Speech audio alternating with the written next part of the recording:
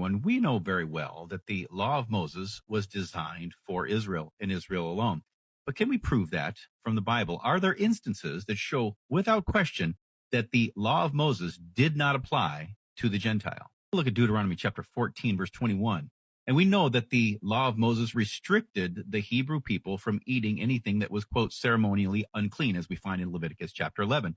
But it says in verse 21 of Deuteronomy 14, you shall not eat anything that dies of itself. Thou shalt give it to the stranger that is in thy gates. You can give it to him. He can sell it. Whatever you want to do, you can sell it in the marketplace. But the very fact is, it's for the stranger or the alien, not for you. So clearly, that law of Moses with respect to the kosher diet did not apply to the Gentile or the stranger. Leviticus chapter 20, verse 26 also makes it really, really clear that the law of Moses was given to Israel and Israel alone so that they would be considered a separate and severed or holy people. It was by the law that they were to be identified as God's people.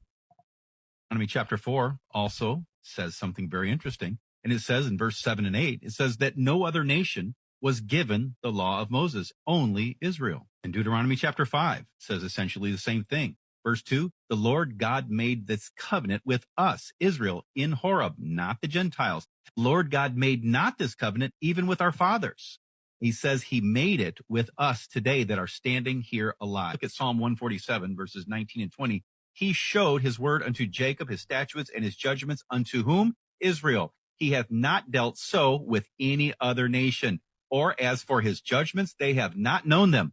Praise ye the Lord. My friends, again, only with Israel, the Gentiles or the heathens or the pagans, whatever they had termed them to be, they were strangers and they were not of Israel. They were not bound by the law of Moses. And we all know the story from the Jerusalem Council in Acts chapter 15, where Paul and Barnabas were teaching and preaching and bringing Gentiles into the understanding of Christ. And there were those that said, hey, that Jesus stuff is good, but you have to teach them to be Jews as well. And Paul and Barnabas said, absolutely not. So they asked them to go to the Jerusalem Council and stand before them. Peter very clearly said, listen, we're not going to put that yoke upon them. Even our fathers, as Peter said, they could not keep that yoke of bondage, the law. He says, all I'm asking that you guys do is what the council said. I'm asking that you just don't do things that are offensive to your brethren. As in Romans chapter 14, 21, there are Jews that were becoming Christians. And they says, here's what I want you to do.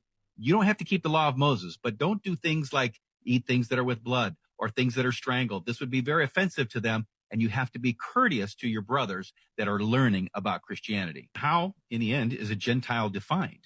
It says someone who does not have the written law